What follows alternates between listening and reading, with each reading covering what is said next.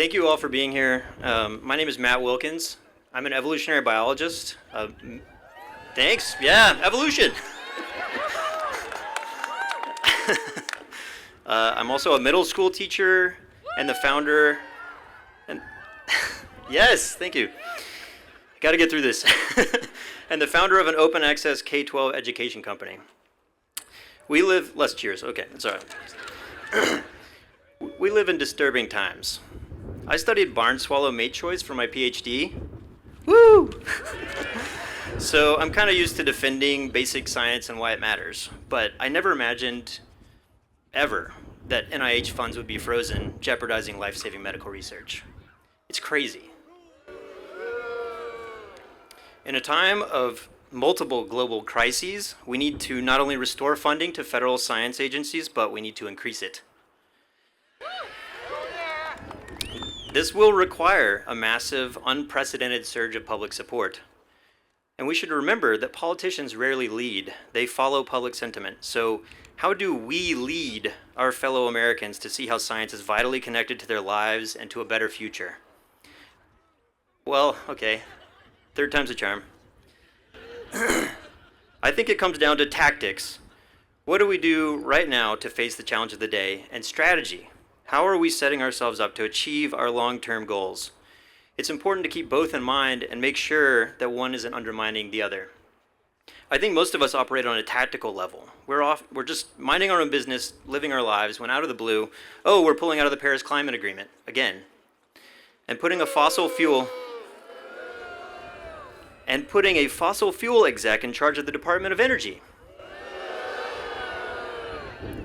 So now we should call our reps, demand pushback, organize, show up at a march.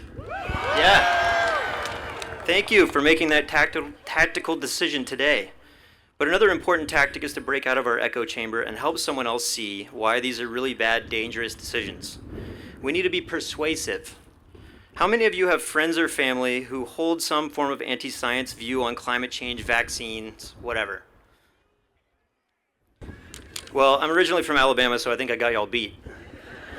But the important point is that most of us do, and it can be difficult to talk about. So I'd like to offer some advice from personal experience. First, don't expect to change someone's mind in one conversation. Start with a question. Ask them, how do you feel about this topic? What are you worried about? And tailor the discussion to their concerns. It can also come down to what movie you even choose to watch at a gathering. I have a loved one, let's call him Frank, who's expressed some climate skepticism in the past. But one day I got him to watch Chasing Coral with me. Who's seen that? Chasing Coral. It's a beautiful Netflix documentary that shows irrefutable evidence of how climate change has killed off coral reefs around the world. The most memorable scene is when an Australian naturalist who's been diving on the Great Barrier Reef his entire life is just openly weeping, grieving for the reef like a dead family member. And the end of the movie, Frank didn't say, how do we know humans are causing climate change? What he said was, what can we do? I thought I was going to cry. Even now, years later. The point is, to be persuasive, we need to make an emotional argument. Find non-politicized climate impacts that connect to people's lives, feelings, and experiences. Just this week, there was a new study that nearly a quarter of all butterflies we saw in the 2000s are gone across the US. We're rapidly making our planet less beautiful, less abundant, and more dangerous for future generations. We should talk about that. So those are tactics anyone can use. Those are tactics anyone can use to connect with their own circle. What about strategy? If we think that, sorry everyone, it's very windy. If we think funding science is key to the future of humanity, how do we scale up? Our task is greater than just inspiring the next generation of STEM workers. We should do that. But we need every member of society to see science as integral in their lives. Every member.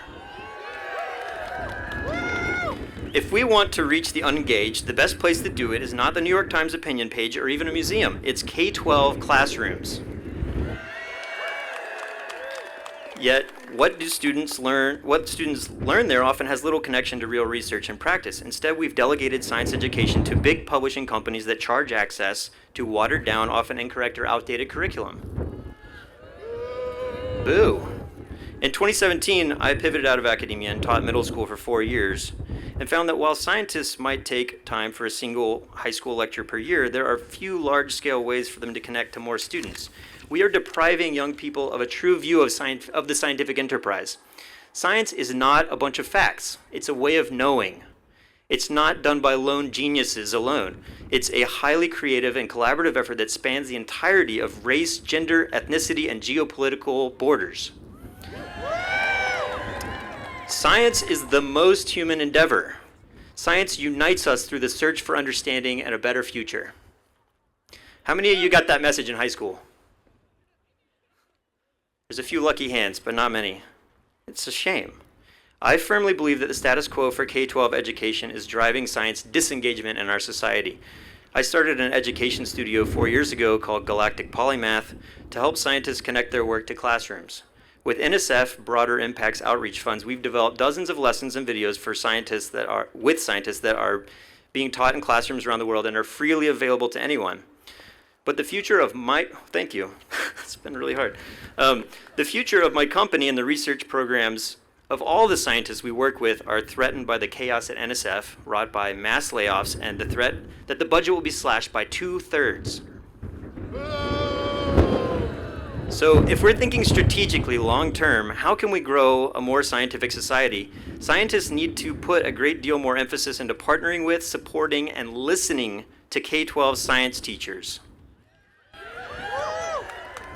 Science teachers are our ambassadors for science to dozens or hundreds of young people every single day. Where are my science teachers? Anybody? Yes, thank you. Thank you for your service. Let's think tactically and strategically about how we can get out of this mess, and let's support teachers, fund science, and keep this planet livable for future generations. Thank you.